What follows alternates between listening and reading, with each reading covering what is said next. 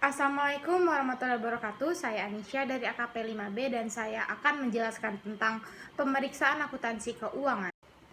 Pembahasannya akan dimulai dengan jenis-jenis audit, jenis-jenis auditor, akuntan publik bersertifikat atau CP. Jenis-jenis audit ditinjau dari luas pemeriksaan. Pemeriksaan umum atau general audit adalah pemeriksaan umum atas laporan keuangan yang dilakukan oleh kantor akuntan publik atau KAP yang independen dengan tujuan dapat menilai sekaligus memberikan opini mengenai kewajaran laporan keuangan. Pemeriksaan khusus atau special audit merupakan suatu pemeriksaan yang hanya terbatas hanya pada permintaan audit yang dilakukan oleh kantor. Jenis audit ditinjau dari bidang pemeriksaan. 1. Audit laporan keuangan, financial statement audit, berkaitan dengan kegiatan mengumpulkan dan mengevaluasi bukti tentang laporan-laporan suatu entitas dengan tujuan memberikan pendapat tentang laporan tersebut apakah sesuai dengan kriteria yang ditetapkan sesuai prinsip akuntansi yang berlaku umum.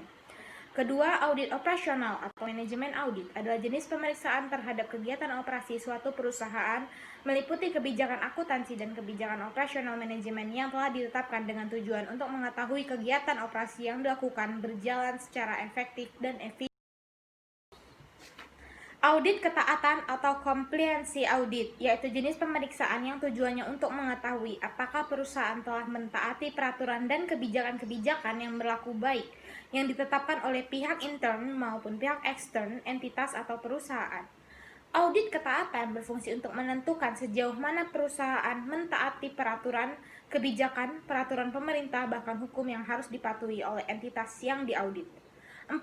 Audit sistem informasi, yaitu pemeriksaan yang dilakukan kantor akuntansi publik terhadap perusahaan yang melakukan proses data akuntansi, umumnya menggunakan sistem elektronik data processing. Auditor harus memperhatikan hal-hal berikut: perlengkapan keamanan melindungi perlengkapan komputer, baik program, komunikasi, atau data dari akses yang tidak sah, modifikasi, bahkan penghancuran. Pengembangan program yang dilakukan atas otorisasi khusus dan umum dari pihak manajemen perusahaan. Data file laporan yang tersimpan di komputer saat dijaga kerahasiaannya. Audit forensik.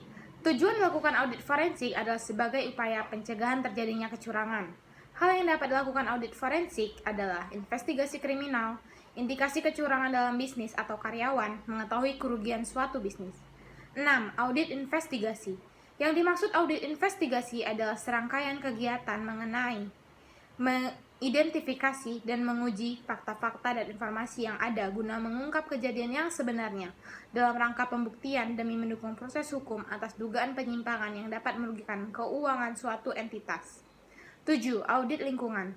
Menurut MN LH 42 tahun 1994, audit lingkungan adalah proses manajemen yang meliputi evaluasi secara sistematik, tercatat, serta objektif tentang bagaimana suatu kinerja manajemen organisasi yang bertujuan memvalidasi kendali manajemen terhadap upaya pengendalian dampak lingkungan dan pemanfaatan kebijakan usaha terhadap perundang-undangan tentang pengelolaan lingkungan. Audit ditinjau dari kelompok pelaksana audit. 1. Auditor internal mempunyai tugas membantu manajemen puncak atau top management dalam mengawasi aset, safeguard of asset, dan mengawasi kegiatan operasional perusahaan sehari-hari. Bekerja untuk perusahaan yang mereka audit, oleh karena itu tugas auditor intern adalah mengaudit manajemen perusahaan termasuk compliance audit Mercury. 2. Auditor ekstern bekerja untuk lembaga atau kantor akuntan publik pihak ketiga yang statusnya di luar struktur perusahaan yang mereka audit dan bekerja secara independen dan objektif. Umumnya auditor ekstern menghasilkan laporan finansial audit. 3. Auditor pajak mempunyai tugas melakukan ketaatan wajib pajak yang diaudit menurut Undang-Undang Perpajakan yang berlaku di Indonesia dilaksanakan oleh Direktorat Jenderal Pajak yang berada di bawah naungan Departemen Keuangan Republik Indonesia. 4. Auditor pemerintah adalah lembaga yang mempunyai tugas menilai kewajaran informasi laporan keuangan instansi pemerintah atas pelaksanaan program dan penggunaan aset milik pemerintah. Audit instansi pemerintah umumnya dilaksanakan oleh Badan Pemeriksa Keuangan atau Badan Pemeriksa Keuangan dan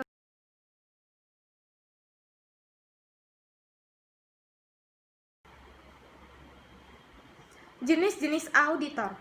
Auditor internal. Auditor internal adalah seorang auditor yang bekerja untuk suatu instansi atau perusahaan. Adapun beberapa tugas dari auditor internal adalah memeriksa dokumen keuangan internal perusahaan, namun hanya dalam ruang lingkup yang cukup terbatas, dan juga bekerja untuk meningkatkan akurasi data keuangan perusahaan. 2. Auditor pemerintah. Auditor pemerintah adalah seorang auditor yang bekerja melayani lembaga-lembaga atau perusahaan milik pemerintah. Beberapa tugas yang harus dikerjakan oleh auditor pemerintah antara lain adalah mengawasi aliran keuangan dan praktek di lembaga atau instansi pemerintah. 3. Auditor pajak. Auditor pajak merupakan auditor di bawah Direktorat Jenderal Pajak, Kementerian Keuangan Republik Indonesia.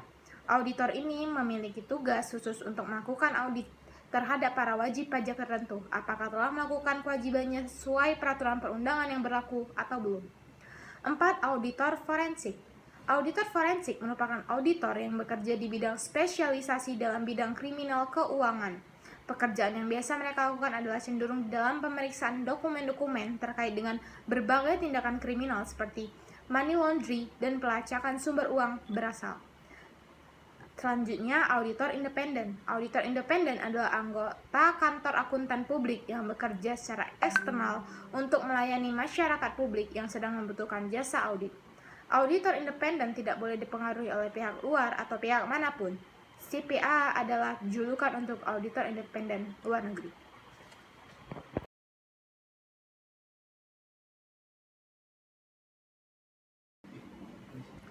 Akuntan publik bersertifikat atau CPA adalah gelar akuntan yang memenuhi syarat di berbagai negara di dunia berbahasa Inggris. Di Amerika Serikat, CPA adalah lisensi untuk memberikan layanan akuntansi kepada publik. Ini diberikan oleh masing-masing dari 50 negara bagian untuk latihan di negara bagian itu. Selain itu, hampir setiap negara, 49 dari 50 telah lulus Undang-Undang Mobilitas untuk memungkinkan CPA dari negara lain untuk berlatih di negara mereka. Persyaratan lisensi negara bervariasi, tetapi persyaratan standar minimum termasuk lulus ujian akuntan publik bersertifikat seragam, 150 unit semester pendidikan perguruan tinggi, dan 1 tahun pengalaman terkait akuntansi.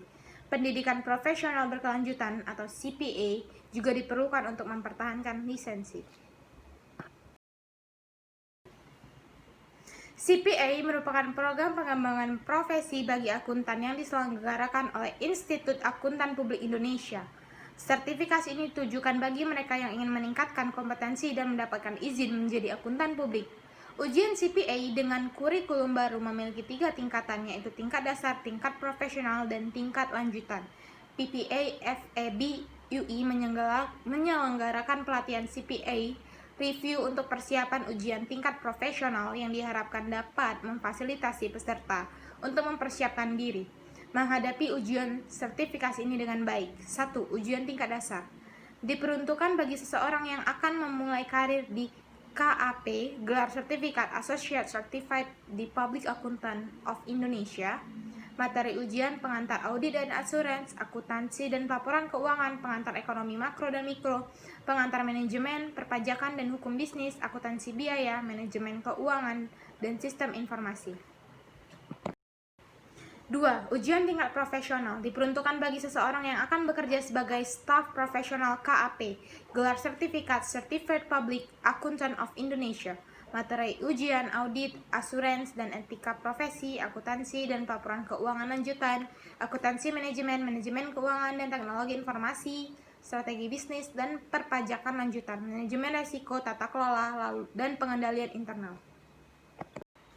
3. Ujian tingkat lanjutan diperuntukkan bagi seseorang yang akan mengajukan izin akuntan publik. Gelar sertifikat tidak ada karena gelar CPA sudah diperoleh saat lulus ujian tingkat profesional, namun akan mendapatkan surat tanda lulus ujian profesi akuntan publik. Materi ujian: audit dan asuransi tingkat lanjutan. Tujuan dan manfaat pelatihan: pelatihan CPA review tingkat profesional bertujuan dan bermanfaat untuk merupakan program persiapan ujian CPA tingkat profesional, meningkatkan pengetahuan peserta atas bidang-bidang yang menjadi mata ujian. Jika berhasil lulus ujian CPA of Indonesia, membuka peluang karir lebih baik bagi individu yang ingin bekerja di industri, pemerintah maupun kantor akuntan publik.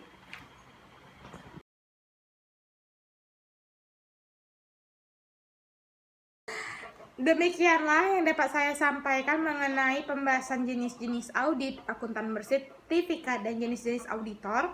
Jika ada kekurangan mohon dimaafkan dan semoga bermanfaat bagi yang mendengarkan. Terima kasih. Assalamualaikum warahmatullahi wabarakatuh.